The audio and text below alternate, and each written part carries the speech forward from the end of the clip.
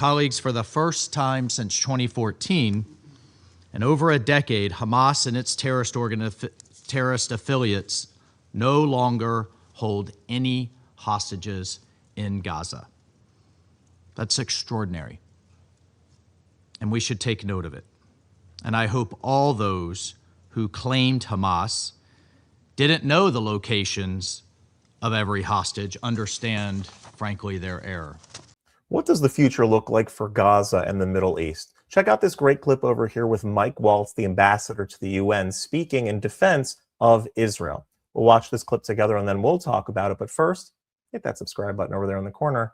We'd love to stay in touch. Check this out. I thank His Excellency, Mr. Rabbi Taylor, for his statement, and now give the floor to the representative of the United States. Thank you, Mr. President. Thank you, Deputy Special Coordinator Al-Akbarah, for your briefing. It was good to spend time with you late last year. Welcome to our colleagues, Your Excellencies of Foreign Ministers from Greece and Liberia. I think first and foremost, we should truly take heart that Ron Gavili's remains have finally returned to his family, who have suffered through unthinkable hardship for far too long. His funeral was today, and we hope his return brings a measure of solace and closure for the family that I also had the honor to spend some time with. And I think we all hope the remains of all the deceased are returned to their loved ones, those that were killed in this horrible war started by Hamas, so that these families can have some type of closure and peace. Colleagues, for the first time since 2014, in over a decade, Hamas and its terrorist affiliates no longer hold any hostages in Gaza. That's extraordinary, and we should take note of it. And I hope all those who claimed Hamas didn't know the locations of every hostage understand, frankly, their error. It is only due to the relentless efforts of the Israeli people and government, the tireless work of President Trump, his special envoys, Witkoff and Kushner, and the strong pressure put on Hamas, brought to bear by not only the United States, but our partners in the region, that all the hostages have at last returned home, and we could take those yellow ribbons off our lapels. Colleagues, on January 16th, President Trump celebrated the formation of the National Committee for the Administration of Gaza. For the first time since 2007, the people of Gaza who desperately want peace, and they want peace and not Hamas, its supporters or its enablers, they have an opportunity to chart a peaceful future for the Gaza Strip. We are grateful, deeply grateful, for Dr. Ali Sheikh's leadership of the National Committee and for our partnership with those serving alongside him to restore public services, to rebuild civil institutions, and to stabilize daily life in Gaza. Last week in Davos, President Trump announced the Board of Peace, and with it, the transition to phase 2 of the 20-point plan, both of which were established and endorsed by this committee in Resolution 2803. The results of phase 1 speak for themselves.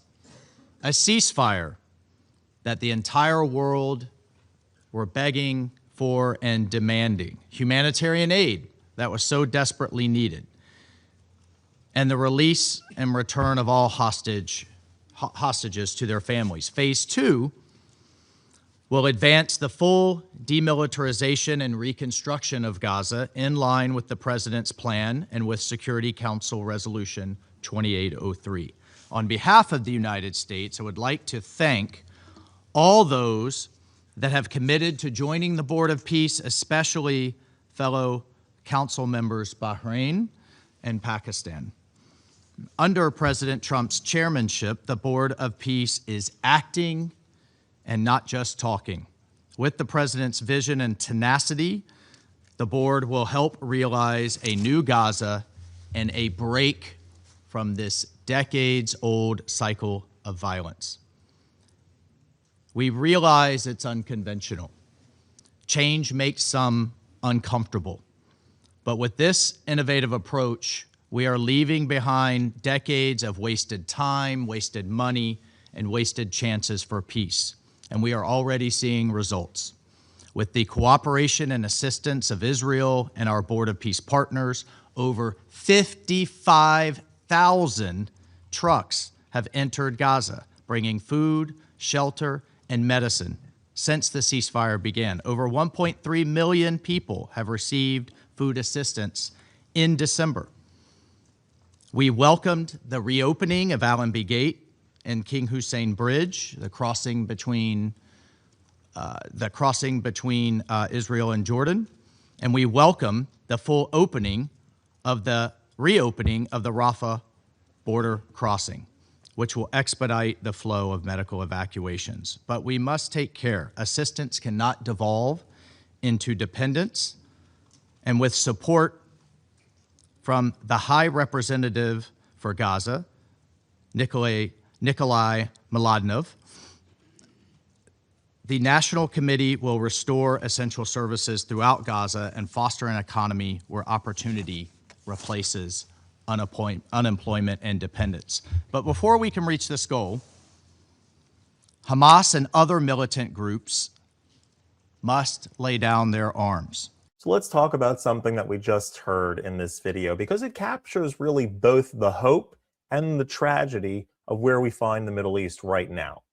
The U.S. representative, the ambassador to the UN, Mike Waltz, he opened with something very deeply human: the return of Ron Gavriel's remains to his family. The final hostage has come out of Hamas territory and brought back to his family in Israel.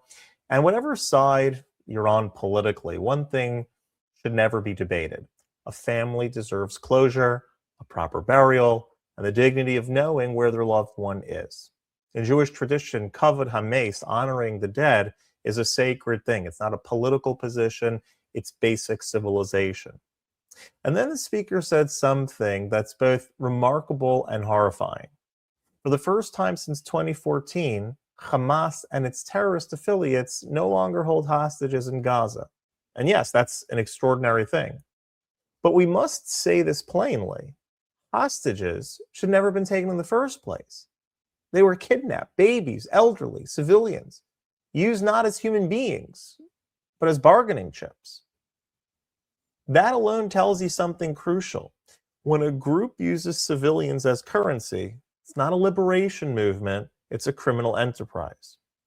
Now the ambassador made another point that's deeply important. For months, people said Hamas doesn't know where the hostages are. But the fact that hostages could be returned again and again proves that what many of us already understood: Hamas knew exactly where the hostages were. They knew far more than they admitted. Terror organizations thrive on deception. Confusion is part of their weaponry. When truth collapses, morality collapses with it. Now, here's the hard part. We all want peace. Every decent human being wants peace. The question is, what kind of peace? Because real peace is not just the absence of bombs. Real peace is the presence of something else: trust. And you can't build trust with a group whose entire strategy depends on terror and tunnels and human shields and propaganda.